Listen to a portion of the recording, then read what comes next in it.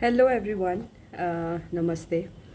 तो मैं अभी जनरेटिव एआई की अंडरस्टैंडिंग लेना शुरू करा है। मैंने एआई 900 एआई 102 पढ़ना भी शुरू करा है। एंड अगर आप मेरे चैनल पे जाओगे तो एआई 102 की मैंने स्टार्टिंग वीडियोस डाली है। तो जब मैं वो वीडियोस डाल रही थी ना, तो देयर वाज अ क्वेश्चन जो मेरे दिमाग में बार बार आ रहा था कि ये एलएलएम्स एक्चुअली कैसे वर्क करते हैं, मतलब क्या एग्जैक्टली हो रहा है। क्योंकि जब हम टेक्स्ट एनालिसिस पे आए, सेंटिमेंट एनालिसिस करा, मतलब देख रहे थे, तो फिर लगा कि यार ये एलएलएम काम कैसे करता है। तो आई स्टार्टेड अंडरस्टैंडिंग अबाउट कि एलएलएम्स कैसे काम करता है, और आज मुझे थोड़ी सी बेसिक अंडरस्टैंडिंग मिली है कि ये काम कैसे करता है ना। आई वांटेड कि मैं आप लोगों के साथ शेयर करूं। यूजुअली मैं जो वीडियोस बनाती हूँ उसमें मैंने एक स्लाइड बना रखी है और उसके हिसाब से I try to go through those concepts. But अभी आज वाले वीडियो में हम बहुत बेसिक तरीके से, मतलब अगर कोई मुझसे पूछे ना कि ये कैसे काम करता है, जैसे अगर कोई पूछे कंप्यूटर कैसे काम करता है, अच्छा ठीक है वो बटन ऑन करते हैं, वो फिर हार्डवेयर ऑन हो जाता है, फिर वहाँ से जब आप सीपीयू ऑन होता है तो ऑपरेटिंग सिस्टम खोल देता है, फिर आपके सॉफ्टवेयर आ जाते हैं, ऐसे करके एक बेसिक सा प्रोसेस होता है उसका। उसी तरीके से अब हम बहुत बेसिक लेवल पे समझने की कोशिश करते हैं कि हमारे जो एलएलएम्स हैं वो कैसे काम करते हैं, ठीक है। और मैं थोड़ा डायगनली लिखने वाली हूँ, तो आई होप आप समझ जाओगे इवन आफ्टर दैट। तो वी आर अंडरस्टैंडिंग कि एलएलएम कैसे काम करते हैं। एलएलएम होता क्या है? एलएलएम होता है लार्ज लैंग्वेज मॉडल। ये एक तरीके से, मतलब अगर आप ये देखोगे तो हमारे मशीन लर्निंग के मॉडल्स होते हैं, ठीक है। मशीन लर्निंग के मॉडल्स होते हैं और उन मॉडल्स में हम बहुत अलग अलग टास्क करते हैं, राइट। उनमें से एक टास्क होता था एनएलपी का, जहाँ पे हम नेचुरल लैंग्वेज प्रोसेसिंग कर रहे हैं, मतलब हम नेचुरल लैंग्वेज को समझ रहे हैं। नेचुरल लैंग्वेज रिटन भी हो सकती है, बोली हुई भी हो सकती है। तो लार्ज लैंग्वेज मॉडल्स जो होते हैं, या देखी हुई भी हो सकती है, जैसे इमेजेस हो गया। तो जो लार्ज लैंग्वेज मॉडल्स होते हैं वो क्या होते हैं? वो तुम्हारे मशीन लर्निंग के एक सबसेट ऑफ मॉडल्स हैं जो कि एनएलपी, जिनका फोकस एनएलपी पे होता है, ठीक है। अब ये लार्ज लैंग्वेज मॉडल्स होते क्या है? लार्ज लैंग्वेज मॉडल्स जो हैं वो एनएलपी के ही मॉडल्स हैं, और पहले उन्हें जब मॉडल्स ये वाले बनते थे तो उसके बहुत अलग तरीके हुआ करते थे। बट अभी कुछ साल पहले, I think in 2017, it was I think 2017 या उससे आसपास, एक पेपर रिलीज़ हुआ था जिसमें उन्होंने बोला था attention is all you need. ऐसे करके एक पेपर रिलीज़ हुआ था जिसमें एक हमारा ट्रांसफॉर्मर आर्किटेक्चर इन के बारे में बात की गई थी।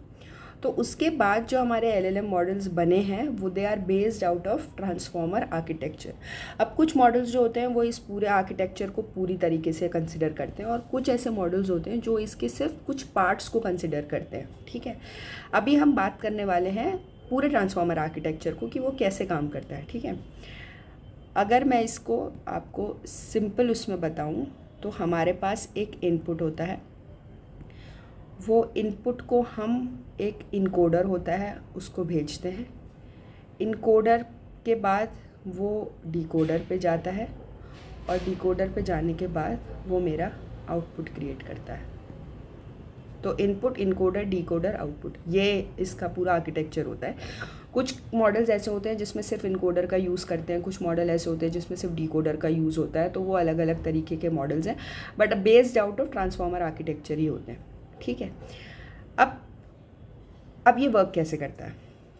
देखो, ये जो भी मॉडल है ये एक मॉडल ही है, राइट।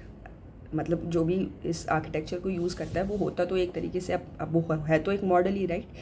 तो जो मॉडल होता है उसमें क्या होता है, पहले से, ये बहुत इंपॉर्टेंट चीज़ है कि पहले से उसमें नॉलेज होती है, उसमें कुछ इन्फॉर्मेशन पहले से ही होती है। जैसे कि वोकैबलरी उसमें ऑलरेडी प्रेजेंट होती है। उसमें पता होता है कि अच्छा, बेसिकली उसे पता होता है कि अच्छा ये तरीके के वर्ड्स हैं। अगर वो इमेज वाला है तो उसे पता होता है ये इमेजेस में बेसिक, अच्छा ये डॉग है, डॉग इसे कहते हैं, एलिफेंट इसे कहते हैं। वर्ड्स में उसे पता होता है कि एक स्टॉप वर्ड है, एलिफेंट एक एनिमल का नाम है। तो ये वाली जो वोकैबलरी होती है वो इस मॉडल के पास ऑलरेडी होती है, ठीक है। फिर क्या होता है, फिर जो कहानी बनती है वो ये बनती है कि तुम एक इनपुट देते हो। अब वो जो इनपुट होती है वो क्या हो सकती है? वो तुम्हारी फाइल हो सकती है, वो हो सकता है तुम्हारी इमेज हो सकता है कि तुमने सिर्फ कुछ सेंटेंसेस दिए हो। तो तुमने क्या करा है, बेसिकली तुमने अपना एक इनपुट दिया। सबसे पहले तुमने अपना इनपुट दिया। इनपुट के बाद जो पहला स्टेप होता है वो होता है तुम्हारा टोकनाइजेशन का। टोकनाइजेशन हम डिटेल में अलग एक वीडियो बनाएंगे जिसमें हम बात करेंगे टोकनाइजेशन के बारे में डिटेल में, क्योंकि टोकनाइजेशन भी ना बहुत अलग अलग तरीके से किया जा सकता है। बट टोकनाइजेशन में मुद्दा ये होता है कि हम जो हमारे अब टोकनाइजेशन में भी फिर वही होता है कि वर्ड टोकनाइजेशन भी होता है, सेंटेंस टोकनाइजेशन भी होता है, बट फॉर नाउ हम बेसिकली समझते हैं बाय वर्ड टोकनाइजेशन। टोकनाइजेशन में बेसिकली हम कर क्या रहे हैं, हम हमारा जो डॉक्यूमेंट है, अब वो सेंटेंस है, डॉक्यूमेंट है, या जो भी है, उसको हम क्या कर रहे हैं, छोटे छोटे टोकन्स में डिवाइड कर रहे हैं। ठीक है, जैसे फॉर एग्जांपल मेरा अगर एक सेंटेंस है कि Avantika is teaching, is not teaching, is learning with you, तो I am is learning generative AI, ये मेरा एक सेंटेंस है। तो जब मैं इसको टोकनाइजेशन के प्रोसेस पे डालूंगी तो अवंतिका एक टोकन क्रिएट होगा, इज़ एक टोकन क्रिएट होगा, लर्निंग एक टोकन क्रिएट होगा, जन एआई एक टोकन क्रिएट होगा, जनरेटिव एक टोकन क्रिएट होगा, एआई एक टोकन क्रिएट होगा। फिर क्या होगा, हम इस टोकन को एक आईडी देंगे, 1 1 2 3, हमने इन टोकन्स को एक आईडीज़ जनरेट करके दे दी। ठीक है, टोकनाइजेशन के प्रोसेस में ये सारी कहानी बनती है। अब बात ये होती है कि अगर मैं अब इससे ये सवाल पूछूं कि या चलो उस पर हम बाद में आते हैं, पहले हमारे ये टोकन्स क्रिएट हुए। टोकन्स क्रिएट करने के बाद हम क्या क्रिएट करते हैं, हम एम्बेडिंग क्रिएट करते हैं। ठीक है, एम्बेडिंग कैसे क्रिएट होती है, मान लो मेरा एक टोकन है अवंतिका। अब मेरे जो वोकैबलरी है, वोकैबलरी में कहीं पे तो ये पता है कि अवंतिका नाम एक लड़की का है, तो हर एक वर्ड के एसोसिएटेड उस मॉडल में उसने कुछ फीचर्स डिसाइड करे होंगे जिसके बेसिस पे हम एम्बेडिंग्स क्रिएट करते हैं। मतलब कि मेरा अवंतिका है तो हो सकता है कि ठीक है वो लड़की है तो मैं एक 0.6 0.8 दे दूँगी। ये इंडियन लड़की का नाम है तो के कुड बी है इंडियन, तो हो सकता है 0.9 एक वैल्यू कर दूँ 1 से के आसपास। क्या ये एक लड़की है, तो नहीं ये लड़की नहीं है। तो एक मेरे सेट ऑफ फीचर्स हैं, उन फीचर्स की वैल्यूज़ को फिल करके एक हमारा एक एम्बेडिंग क्रिएट हो जाती है।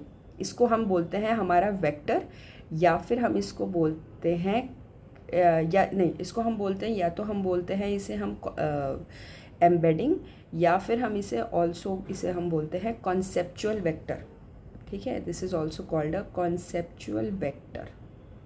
ठीक है, तो एम्बेडिंग हमारी कैसे क्रिएट हुई, एम्बेडिंग हमारी क्रिएट होती है हर एक टोकन के लिए हम उसे एक सेट ऑफ फीचर वैल्यूज़ के बेसिस पे उसे एक नंबर्स असाइन करते हैं। जैसे एम्बेडिंग्स में होता है ना, हम बोलते हैं कि मेरा एम्बेडिंग जो है वो 768 डायमेंशंस पे है, तो इसका मतलब ये है कि वो 768 तो नहीं, बट उसके जितने भी सर्टेन नंबर ऑफ फीचर्स हैं उसके करस्पॉन्डिंग उसने एक वैल्यू हमें करी होगी। जैसे मान लो मैं अगर अपना करूँ कि पर्सन, गर्ल, बॉय, एनिमल, और फिर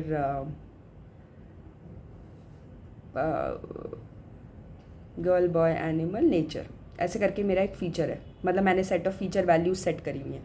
तो Avantika is a person, yes 1, she is a person. Is she a girl, there is a likely high probability कि वो एक गर्ल का नाम है। Is she a boy, less probability कि she is 0, she is a boy. Is she animal, no does not look like an animal. Is she a nature, no does not look like अ। तो मैंने उस word को लेके अपने vocabulary को देखा और उस वोकैबलरी के हिसाब से मैंने उन फीचर वैल्यूज़ को डाल दिया और मेरी एक एम्बेडिंग क्रिएट हो गई। ठीक है, फिर ऐसे ही अगर मैं बोलूँ लर्निंग, तो लर्निंग क्या पर्सन है, नहीं। गर्ल है, नहीं। बॉय है, लर्निंग बॉय नहीं है, ऐसा नहीं है। एनिमल भी नहीं है, नेचर भी नहीं है, पर हो सकता है और फीचर्स भी एसोसिएटेड हो, जैसे नॉलेज एसोसिएटेड हो, तो हाँ वो समथिंग रिलेटेड टू नॉलेज है तो 1। तो ऐसे करके हमारे क्या होता है, हमारी एम्बेडिंग्स क्रिएट हो जाती है। अब जब हमारी एम्बेडिंग्स क्रिएट हो रही होती है ना, उसके बाद एक इनकोडर में एक कॉन्सेप्ट आता है which is known as attention layer. Attention layer में क्या होता है कि मैं उस वर्ड को सिर्फ उस वर्ड के हिसाब से नहीं समझती हूँ, मैं उसके आगे पीछे की भी चीज़ें समझती हूँ। जैसे कि अगर मैं बोलूँ कि द डॉग इज़ बार्किंग, ठीक है, the bark of a tree is brown in colour, is brown. इस केस में बार्क और बार्किंग हैं सिमिलर वर्ड्स, है ना, बट दोनों का क्या है, दोनों का कॉन्टेक्स्ट अलग है। तो जब इसको हम एम्बेडिंग में, जब हम इसको वैल्यूज देते हैं, जब हम ये एम्बेडिंग क्रिएट कर रहे होते हैं, तो हम सिर्फ इस वर्ड को नहीं लेते हैं, हम क्या करते हैं, हम उसके आगे पीछे के जो वर्ड्स हैं ना, उसके हिसाब से समझने की कोशिश करते हैं कि किस चीज़ के बारे में बात हो रही है। तो अगर इस वाले केस में बार्क का हम निकालेंगे एम्बेडिंग, तो एनिमल के केस में इट विल कम एज 0.7, क्योंकि वो एनिमल से रिलेटेड है, right. Tree, the barks of a tree वाले में अगर हम करेंगे तो वो 0.7 एनिमल में नहीं आएगा, वो नेचर में आएगा। तो ये जो चीज़ होती है ना, ये हमारी अटेंशन लेयर से फिगर आउट होती है, जिसमें हम एम्बेडिंग्स क्रिएट जो कर रहे होते हैं। देखो एम्बेडिंग्स जो क्रिएट होती है ना, वो हमारी वो क्या, अरे देखो, एम्बेडिंग्स जो हमारी क्रिएट होती है ना, वो हमारी बेस्ड आउट ऑफ उसकी वोकैबलरी से होती है। वोकैबलरी क्या होती है, जिस पे हमारा जो मॉडल होता है वो ट्रेंड होता है। मॉडल हमारा वोकैबलरी पे ट्रेंड होता है और उसके बेसिस पे वो एम्बेडिंग क्रिएट करता है। पर ये एम्बेडिंग क्रिएट करने से पहले it also passes through something called attention layer, where वो सिर्फ उस वर्ड को नहीं देख रहा है कि अच्छा ये किससे मिलता जुलता है, वो उसके आसपास के वर्ड्स को भी देख रहा है और उससे उसका कॉन्टेक्स्ट समझ के फिर हमारी ये एम्बेडिंग को क्रिएट कर रहा है, ठीक है। जब मेरी एम्बेडिंग क्रिएट हो जाती है तो मेरे हर वर्ड के लिए एक एम्बेडिंग क्रिएट हो गई, राइट। मतलब अवंतिका के लिए क्रिएट हो गई, फिर मेरी डॉग के लिए क्रिएट हो जाएगी, बार्क के लिए हो जाएगी, लर्निंग के लिए हो जाएगी, जेन एआई के लिए हो जाएगी, मतलब सबके लिए एक टोकन। फिर क्या होता है, फिर मैं इससे एक क्वेश्चन पूछती हूँ। जैसे मान लो मैंने पूछा व्हाट इज़ अवंतिका लर्निंग, तो वो क्या दिखेगा, अच्छा वो कहेगा अच्छा व्हाट इज़, छोड़ो व्हाट इज़ तो क्वेश्चन है, अवंतिका के बारे में बात हो रही है, पूछा जा रहा है कि लर्निंग वो किस बारे में क्या लर्न करने की कोशिश कर रही है। ये अवंतिका और लर्निंग जो है, ये इसके इन दोनों की एम्बेडिंग्स निकाली जाएंगी और ये एम्बेडिंग्स को देखा जाएगा कि क्या, देखो इस केस में क्या होगा, अवंतिका के केस में मान लो एम्बेडिंग जो क्रिएट हुई वो 1.0.1 ऐसे करके कुछ हुई, ठीक है। लर्निंग के क्रिएट में भी कुछ हमारी क्रिएट हुई 1, क्योंकि वो अवंतिका को सिग्निफाई कर रहा है। लर्निंग जो है वो मान लो वो उसको कि कोई कुछ सीख रहा है उसको सिग्निफाई कर रहा है। और उसके बाद वो लड़की है या नहीं है उसके बारे में इसने 9 को सिग्निफाई करा, तो उससे कोई फ़र्क नहीं पड़ता। 1 0.7 और learning is it a nature is a thing, तो हमने बोला कि हाँ it could be a nature, ठीक है। फिर मैंने जेन एआई को देखा, जेन एआई क्या है, जेन एआई क्या मेरे अवंतिका या लर्निंग इससे कुछ एसोसिएटेड है, नहीं उससे कोई एसोसिएशन नहीं है। अवंतिका से एसोसिएशन है, it is associated to Avantika, क्योंकि उसने अटेंशन लेयर पे गया, उसने कॉन्टेक्स्ट समझा। फिर उसने देखा कि अच्छा क्या ये नेचर है, ये है वो है, नहीं उसने बोला ये तो लर्निंग है, तो उसने कुछ और एक वैल्यू असाइन करी। फिर उसने बोला कि अच्छा 9 3 इसमें मतलब ये क्या ये ह्यूमन है या जो भी है, इसने बोला भाई। फिर क्या होता है, फिर हमारी क्या होती है, हम सिमिलैरिटीज़ निकालते हैं। उसमें कोसाइन सिमिलैरिटी होती है, आई थिंक साइन सिमिलैरिटी भी होती है, फिर एक आधा सिमिलैरिटी टाइप्स होते हैं। फिर हम क्या करते हैं, हम इसको यूज़ करके हम बोलते हैं कि अच्छा अवंतिका लर्न जर्नियाई कर रही है, अवंतिका लर्न कर रही है, क्या लर्न कर रही है, मुझे लर्निंग के बारे में जानना है। तो ये 0.7 और 0.7 रिलेटेड है, अच्छा अवंतिका से रिलेटेड है, ये दोनों अवंतिका से रिलेटेड है, तो इसका मतलब अवंतिका जेन एआई लर्न कर रही है, तो ये आंसर दे देगा जेन एआई। अगर आप इसको मतलब नंबर वाइज देखोगे तो हो सकता है आपको ये समझ में थोड़ा डिफ़िकल्टी हो, बट अगर आप इन नंबर्स के हिसाब से मतलब एग्जैक्ट नंबर्स पे मत जाओ, अगर आप वैसे देखोगे तो हमने क्या करा है, बेसिकली हमने एक वेक्टर स्पेस क्रिएट करी है, उसमें अवंतिका को एक वैल्यू दी है, हमने बोला है जेन एआई को एक वैल्यू दी है, हमने लर्निंग को एक वैल्यू दी है। तो अवंतिका क्या लर्न कर रही है वो पूछ रही है, तो अवंतिका से लर्निंग के बारे में पूछा जा रहा है। अब ये लर्निंग में और जो चीज़ें लर्निंग के लिए और प्रेजेंट होंगी उसमें अब सबसे पास अवंतिका के लिए कौन है, वो जेन एआई है, तो वो रिजल्ट दे देगा आपको जेन एआई का। And that is how this transformer architecture works. वो क्या करता है, हम रिपीट कर रहे हैं, वो एक इनपुट लेता है, उसकी एम्बेडिंग्स क्रिएट करता है। ये एम्बेडिंग्स आपकी क्या होती हैं, ये एक तरीके से इस ग्राफ पे शो होती हैं, ठीक है, इस ग्राफ पे शो होती है। और फिर यूजिंग कोसाइन सिमिलैरिटी या आप कोई और सिमिलैरिटी यूज़ करके जब आप पे नया इनपुट आता है, जब नया इनपुट आया, तो फॉर एग्जांपल मेरे पे नया इनपुट क्या आया, मेरे पे आया व्हाट इज़ अवंतिका लर्निंग, यही आया था ना मेरा जो आउटपुट के लिए जो मेरा क्वेश्चन था वो क्या था, व्हाट इज़ अवंतिका लर्निंग। तो उसने व्हाट के लिए भी टोकन क्रिएट करा होगा, अवंतिका के लिए भी करा होगा, लर्निंग के लिए भी क्रिएट किया होगा। तो उसने देखा कि अवंतिका लर्निंग और ये इसके करीब सबसे ज़्यादा कौन है, जो उसे उसके सबसे ज़्यादा करीब लगा होगा उसने उसका रिज़ल्ट तुम्हें दे देगा। एंड दैट इज़ हाउ तुम्हारा जो LLM है वो काम करता है। हम जब भी इनपुट देते हैं, हम एक इनपुट देते हैं, इनपुट के बेसिस पे टोकन्स क्रिएट होते हैं, टोकन्स के बेसिस पे टोकन्स को हम फिर अटेंशन लेयर पे पास करते हैं, अटेंशन लेयर के बेसिस पे हमारी एम्बेडिंग्स क्रिएट होती हैं। फिर हम जब ये एम्बेडिंग्स क्रिएट हो जाती हैं फिर इनके हिसाब से फिर हम हमारे आउटपुट को परखते हैं और फिर हम इसे डिकोड करने की कोशिश करते हैं। जैसे अगर इसमें आप देखोगे तो मेरा एक इसने टोकन क्रिएट करा होगा इनपुट के लिए कुछ सेट ऑफ टोकन्स क्रिएट होंगे, कुछ सेट ऑफ एम्बेडिंग्स क्रिएट हुई। फिर मेरे आउटपुट के लिए कुछ सेट ऑफ टोकन्स क्रिएट हुए होंगे, कुछ सेट ऑफ एम्बेडिंग्स क्रिएट हुई होंगी। उसके बाद मैंने इनके बीच में कोसाइन सिमिलैरिटी निकालने की कोशिश करी होगी कि इन दोनों में क्या सिमिलैरिटी है। जो सिमिलैरिटी करके जो मेरा रिज़ल्ट आया होगा वो ये फाइनली यहाँ पे आउटपुट कर देगा। अब इन चीज़ों में फ़र्क ये पड़ता है कि आपकी टोकनाइजेशन कितना अच्छा करा हुआ है, आपने कितने अच्छे एम्बेडिंग्स क्रिएट करे हुए हैं, आपका मॉडल का स्ट्रेंथ कितना है, उसे कितनी भाषाएं समझ में आती हैं।